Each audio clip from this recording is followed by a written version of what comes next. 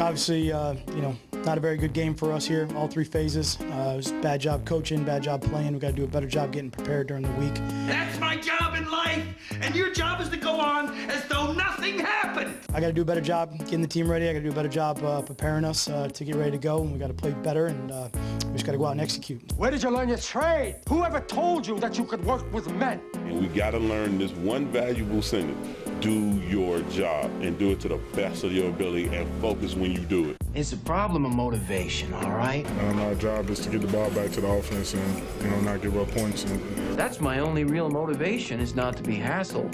That and the fear of losing my job, but Bob, that'll only make someone work just hard enough not to get fired. We come in the building on Wednesday, ready to go to work, and go out there and try and get a win next week. My job consists of basically masking my contempt for the in charge while I fantasize about a life that doesn't so closely resemble hell. Do your job.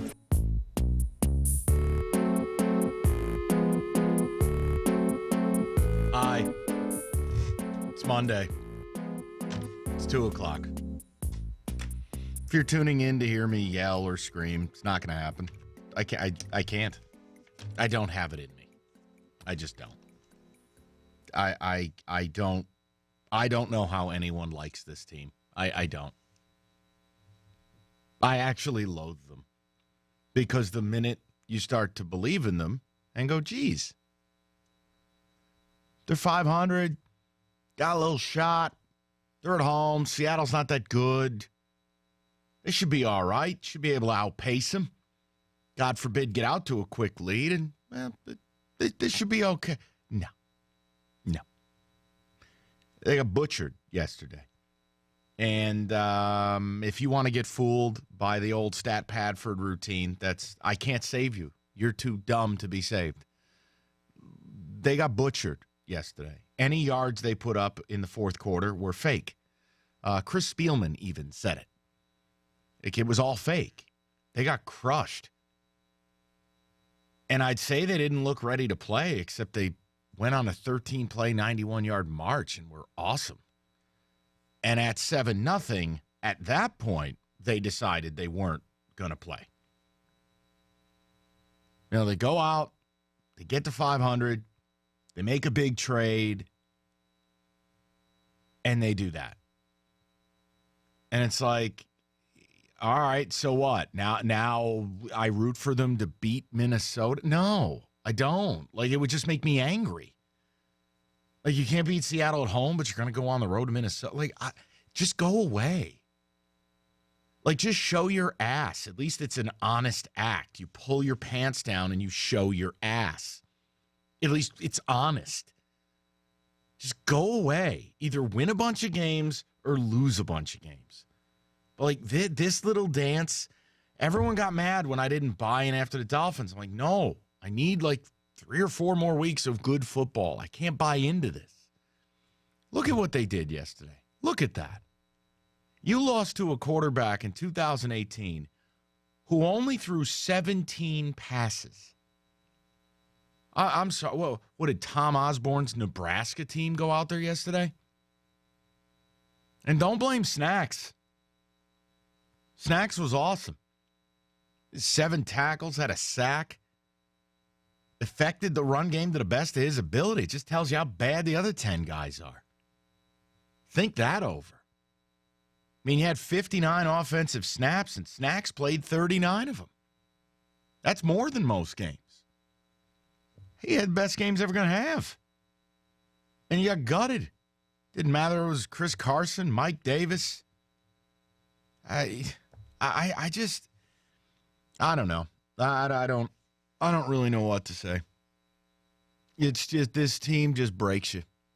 And I'm not a fan of them. You know that. But I get frustrated having to watch them, having to talk about them, having to, hold your hand through their idiocy, having to listen to a quarterback that's nothing more than a speak and spell. Show up Wednesday, divisional game. I don't want to hear it no more. I'm not doing that show again. I'm not. He's never going to be a different guy. It's who he is. I'm not going to yell and scream about Stat Padford. It's just again, I'm not going to let him fool me with yesterday. He wasn't good yesterday. And I don't want window dressing. It's the same thing as acting as if Kirk Cousins played well last night. He didn't. End.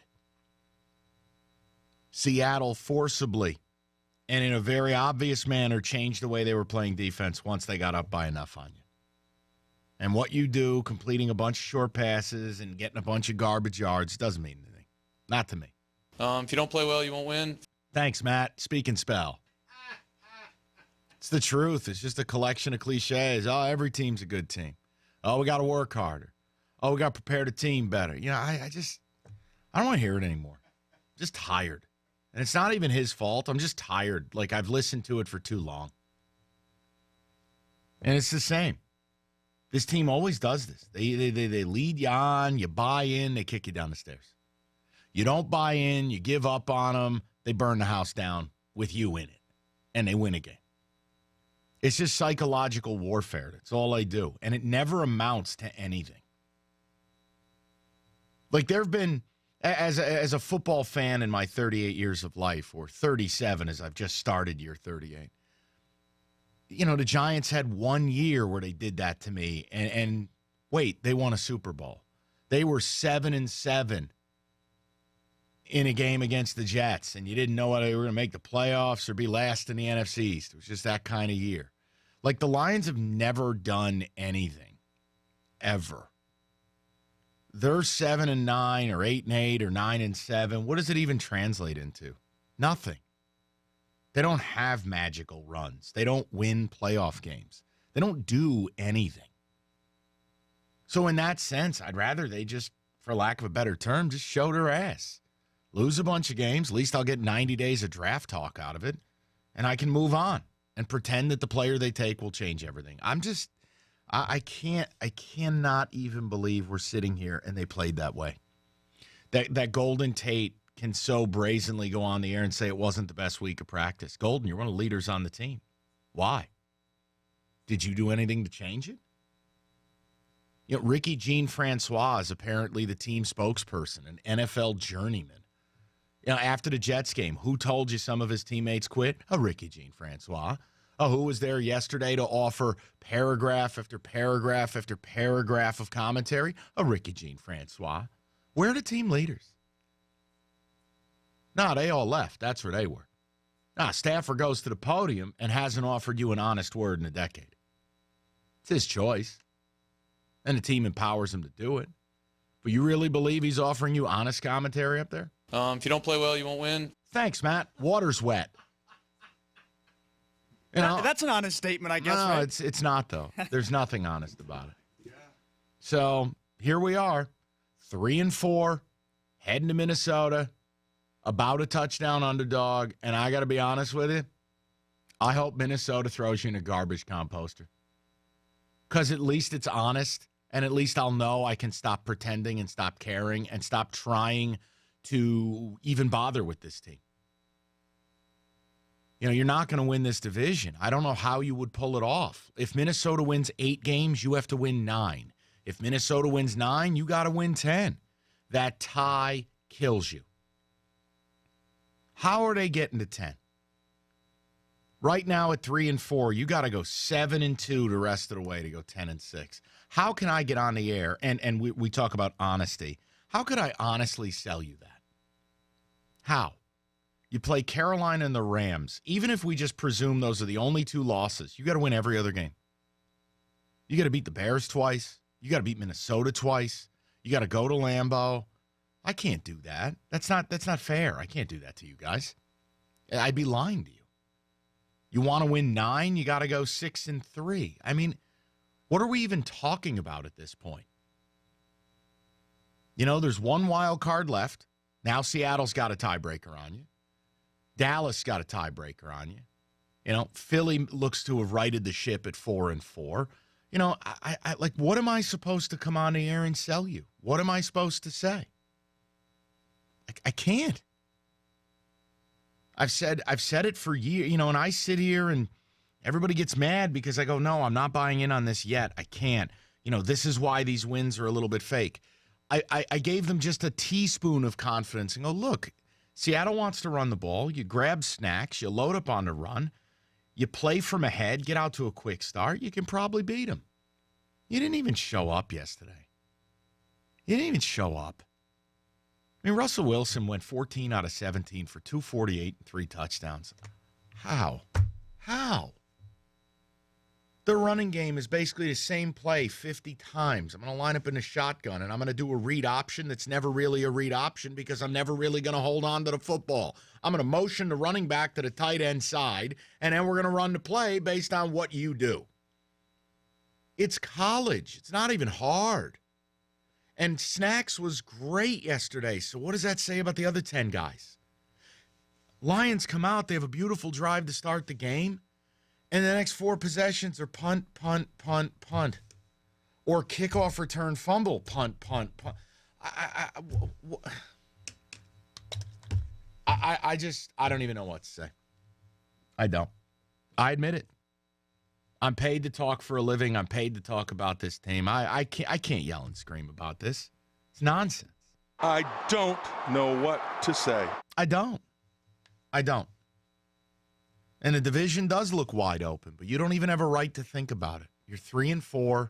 You're wildly inconsistent. You had a no-show against the Jets. You had a no-show against the Niners. You had a no-show yesterday. Guys, you've only played 7 games. You can't have 3 no-shows in 7 weeks.